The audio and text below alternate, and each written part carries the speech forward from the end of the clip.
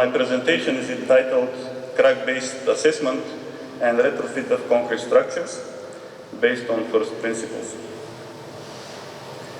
I have organized this presentation in 4 parts.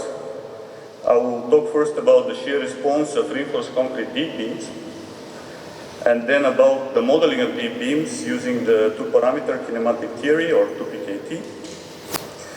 And in the end, I will show you how we can use this modeling approach to address 2 important issues. One is crack-based assessment of existing structures, and the other is crack-based retrofit of structures. And on the retrofit side, I will focus in particular on using ultra-high performance fiber reinforced concrete, so UHP FRC. So shear response of reinforced concrete D-beams. I think everyone here knows what D-beams are, but I thought it would be nice to show a few examples. You see deep transfer girders in buildings supporting multiple floors. And in bridges, deep beams are common in the substructure of bridges. And of course, what is common among all these elements is that they have a small shear span relative to their depth. So the shear span to depth ratio A over D is smaller than about 2.5. For that reason, these members behave differently than slender beams, as you well know. And because it's an alumni session, I decided to focus on some experiments from my doctoral work at University of Liegi, Liegi, Toronto at that time.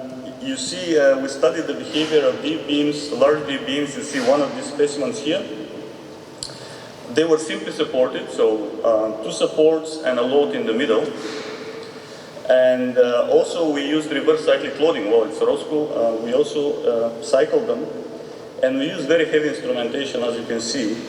I will show you results from that.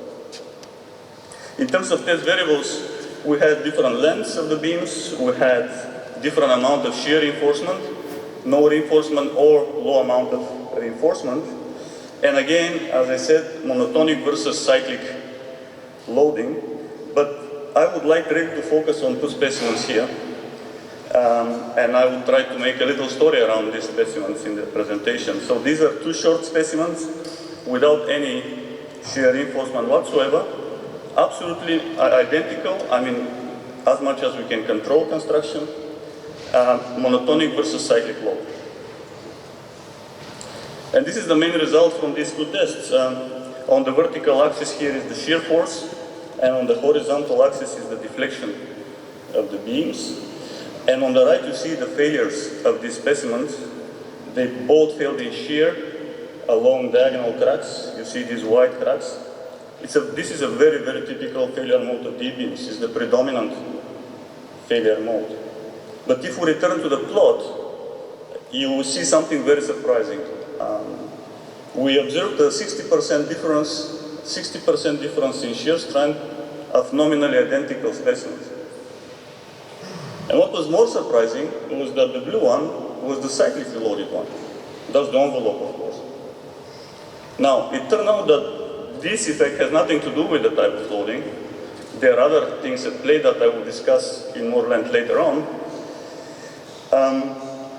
But the important point here is if we are assessing structures of this sort, lightly reinforced, 60% scatter is important.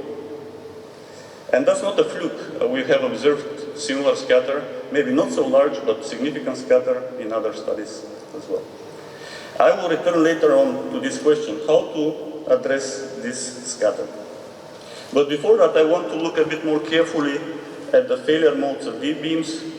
Again, a wide diagonal crack, you see here at failure.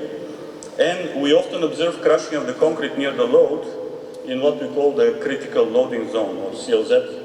I'll be referring to this zone often in the presentation.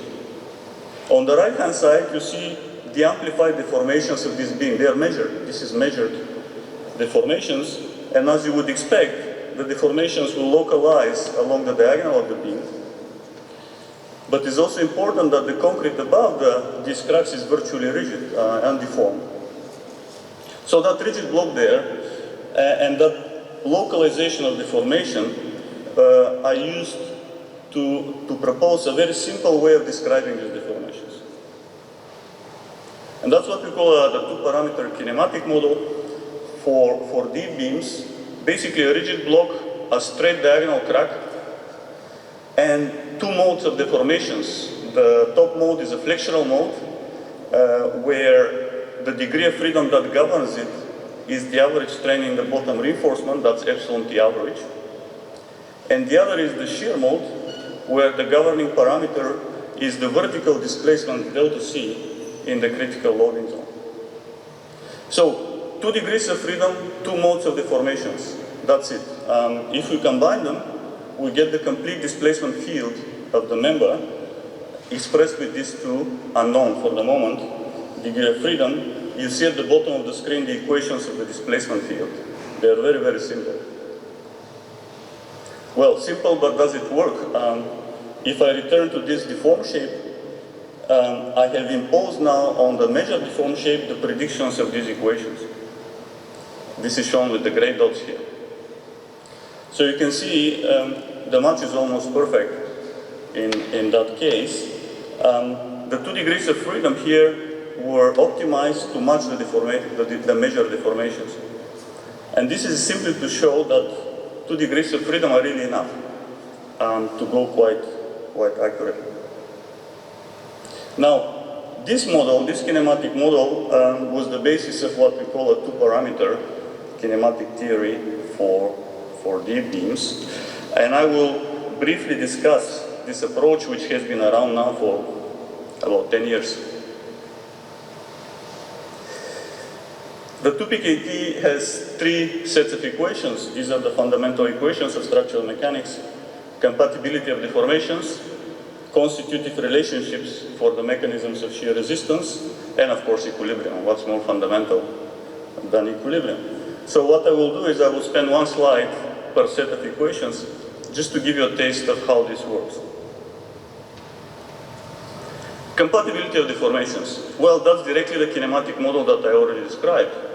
What we can do with this kinematic model is to derive any interesting deformation, any deformation that is interesting. For example, the deflection delta, the strain in the transverse reinforcement, epsilon V, and very importantly, you will see, this is very important, the crack displacements in terms of opening and sliding on the cracks. All these expressed with the 2 unknown degrees of freedom. Nothing else, just the 2 unknown degrees of freedom, epsilon T average and delta C. But if we express these deformations, we can then combine them with constitutive relationships to actually predict the mechanisms of shear resistance along these critical cracks. And these mechanisms in deep beams are at least 4.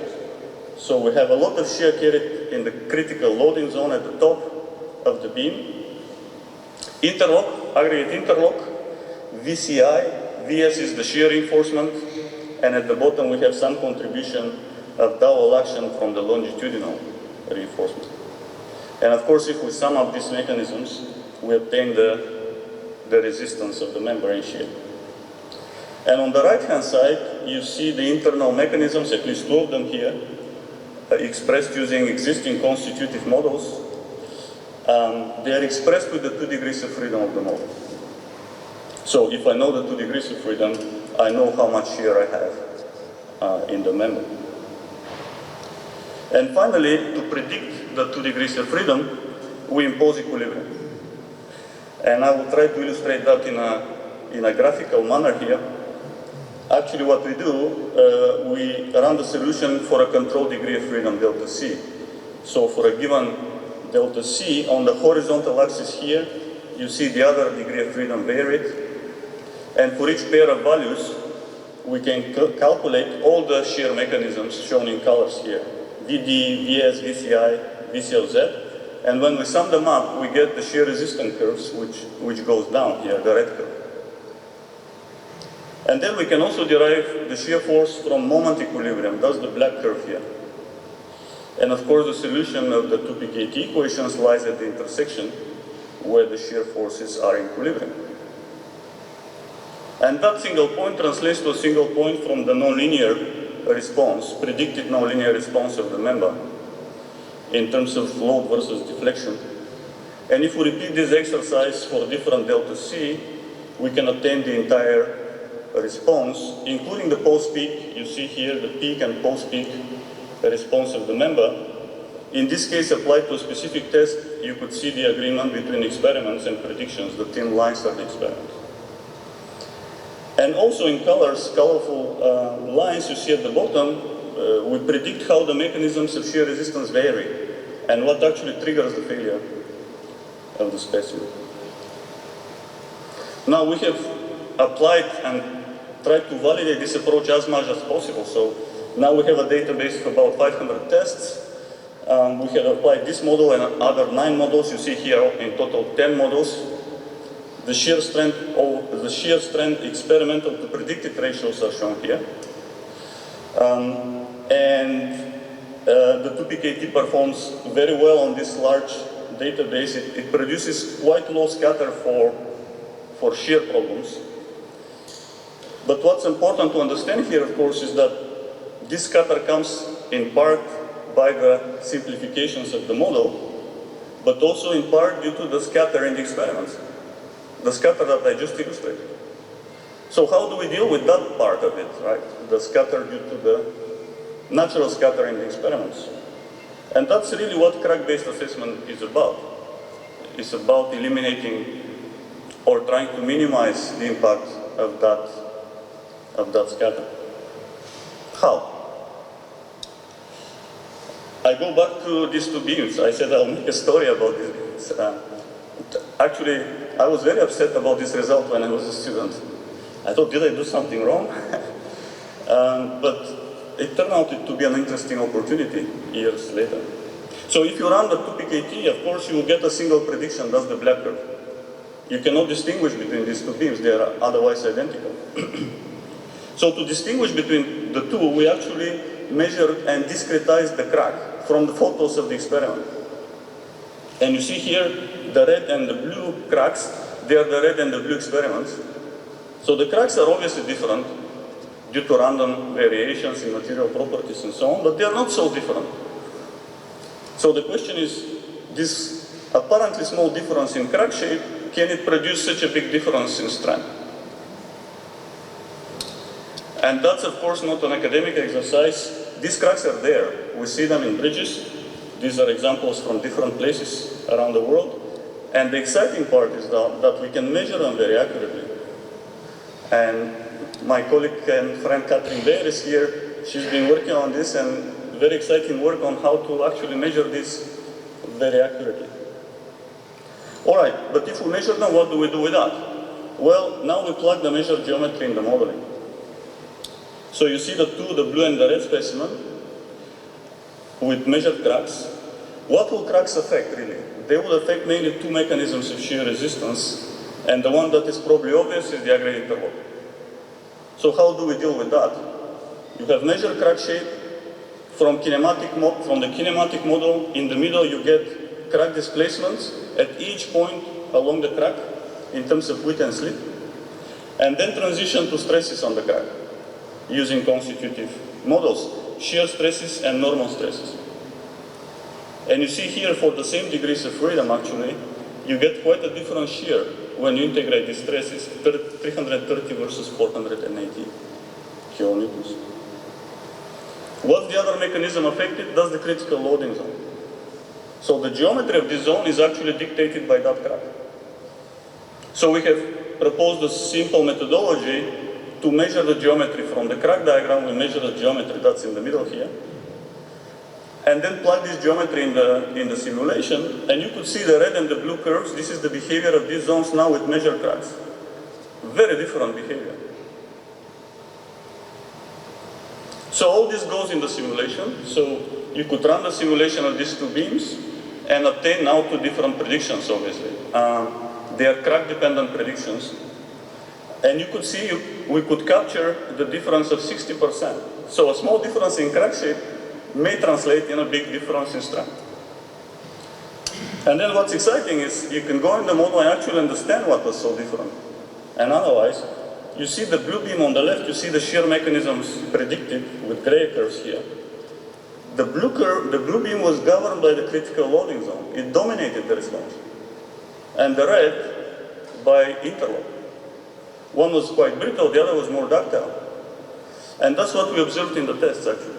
It was very, very interesting. Now, we have done this exercise with as many beams as we can, and I would like here to emphasize the importance of digital image correlation measurements, which we didn't have when I did my PhD, not that long ago. And what can you do with digital image correlation? You can measure displacements, compare with your predictions. You could also try to estimate internal forces using strains, moving to stresses and forces, compared to what you predict. And that's a good time to acknowledge my colleague, George Proestos from North Carolina State University. These tests are from his lab, and we collaborate very closely with him on this topic. Now, you might think this is all about D-beams. It's not. We're trying to extend this way of thinking to all sorts of other elements. Just one slide on ductants. We've been working a lot on ductants recently. You know how critical these members are, these connections are.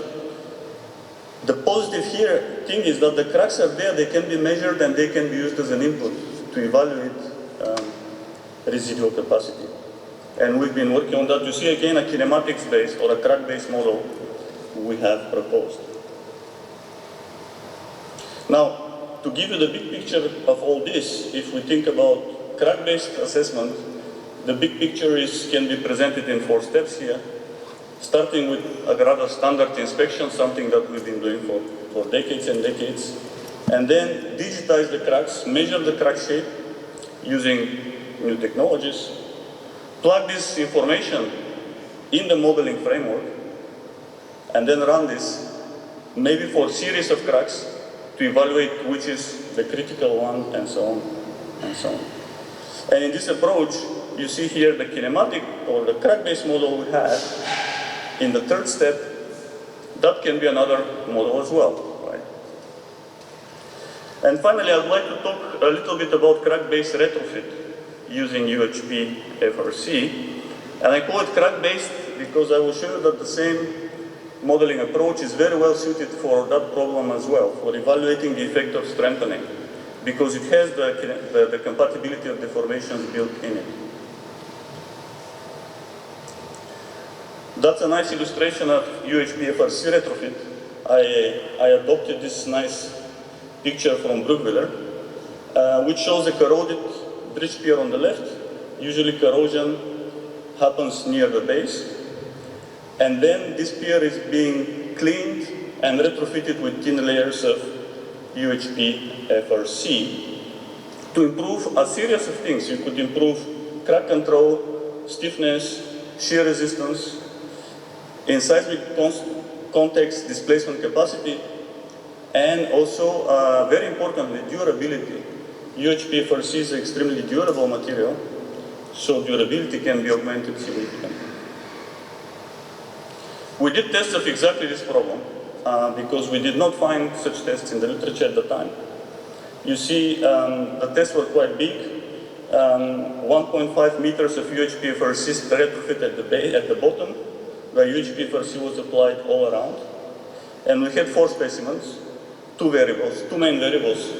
One was the thickness of the UHP FRC from 0 to 30 to 50 millimeters. And the other was the preparation of the surface of the concrete before applying the UHP FRC, which is very important, as you will see.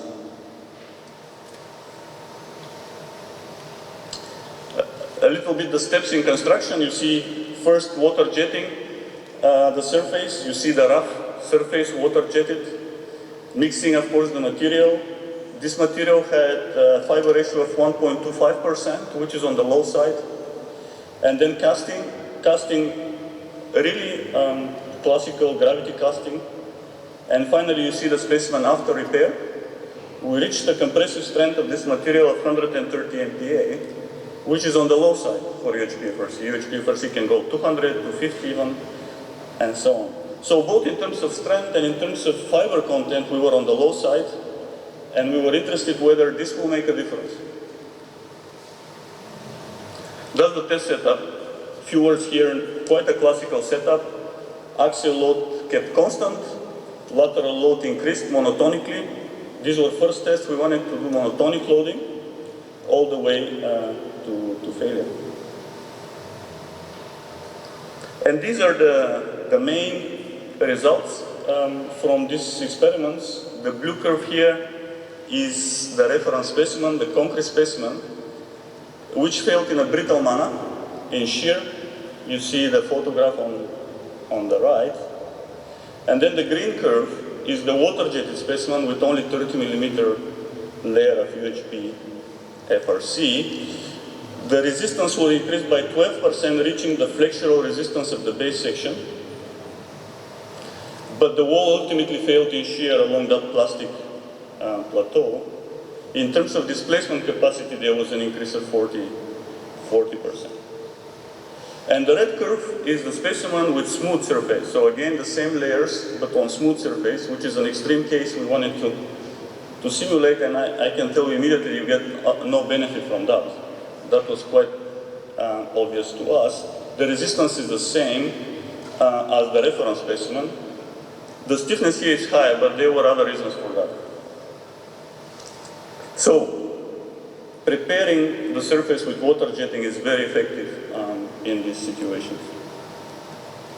How do we model that? Well, we developed a model for shear walls, the same idea as before, exactly the same. That was with Catherine some years ago for reinforced concrete, except that for walls we have an extra degree of freedom linked mainly to the axial load. But the idea is the same as for deep beams.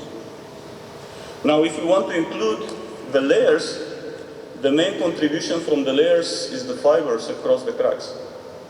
And so what we need is really an extra mechanism of resistance, which is easily added to the model. And why easily? Because the forces in the fibers are controlled by the crack displacements. You see the constitutive model there at the bottom. And these crack displacements, they're there. They're explicitly available in the formulation. So it's a relatively minor step to take. These are the results, experiment and prediction comparisons for the walls, for the two of the walls I showed you. You see the curves here, thin are experiments, thick are the predictions. At least in this limited set of data, experiments, we could explain how they behave. We could predict the increase in displacement and force capacity. The red curve here is interesting. That's the contribution of the fibers. Predicted, of course. Not minor at all, as you can see, even with the low-end material.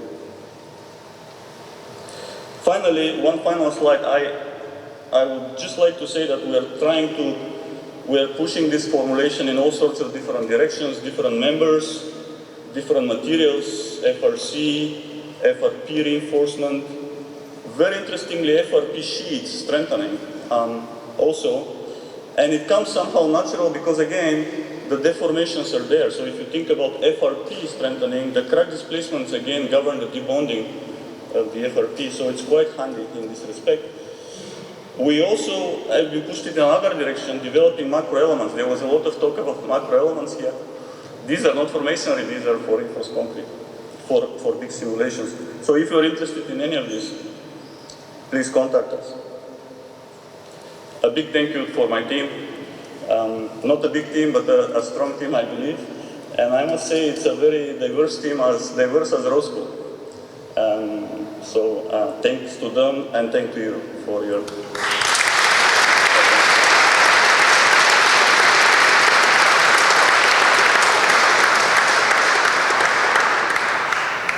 Thank you very much, Boyan. Fascinating presentation, getting us back to the basics of structural mechanics.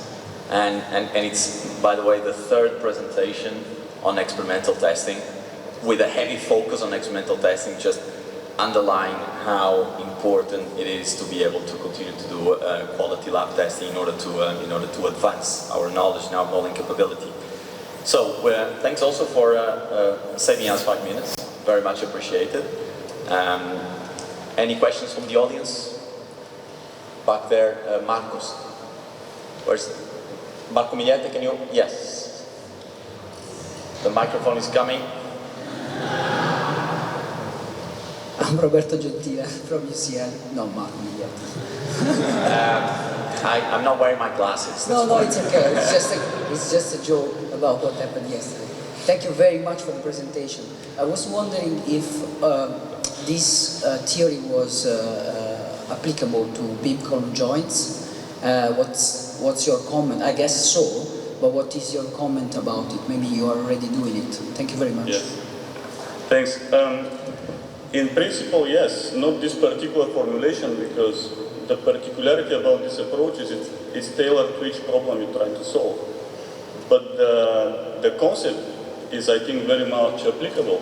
Kinematics, we've seen how, especially I'm talking about joints in existing structures where you have big cracks opening on the diagonal, and you see almost kind of rocking motion. So the kinematics, you see. So if you capture that kinematics well, then you add constitutive relationships, then you add equilibrium. And we haven't done that, but I think in Japan there is an approach, I don't remember the name, an approach that reminds me very much of this. So yes, if for low amounts of reinforcement, I think it's very, very interesting. Other questions? Catherine? I think I got the name right this time. You did. Thank you very much, Boyan, for the really interesting presentation, really fascinating. What you can do with such a simple model in the end. I was just wondering, you showed the two cracks for the cyclic and the monotonic test, and you showed that in the end it's really the critical loading zone that makes a difference. That means it's the beginning of the location of the beginning of the crack that makes a difference. The end of the cracks propagate from the bottom. Yes, okay, of the end. Yes. So whether it's the difference whether it's below the loading plate or next to the loading plate, or what's the difference? That's right. In that zone, which is relatively small, the crack can vary quite a bit, and it can make a huge difference. Okay. And in this case, it was not the cyclic load that affected the crack propagation. We were aware of this, so what we did was we first loaded monotonically, so the cracks developed, and then we started cycling. So the crack propagation was not affected by the cycling. Nevertheless, we had a big scatter. And indeed it was very upsetting at the time. Thank you. Thanks, Captain. And one last question, if yes. Thank you, Boyan, for your presentation. I understood that the approach is more relevant to existing structure, but based on your experimental data acquisition from the, let's say, cracked structure, can we somehow influence the design formulation based on, the experimental data that you have? Yeah, that's a very good question. I even had questions by some people. Can we try in some simple way to guide these cracks for retrofit even? Yes, in general, yes. I cannot give you concrete ideas, but right now. But I think because we could also look at the shear mechanisms in such depth, I think it can inform us a lot about what to do, also in retrofit and in new design. I think it just gives us an in-depth look at what's happening. So it's something that we can use, definitely. Thank you. Boyan, thank you very much once again. Thank you.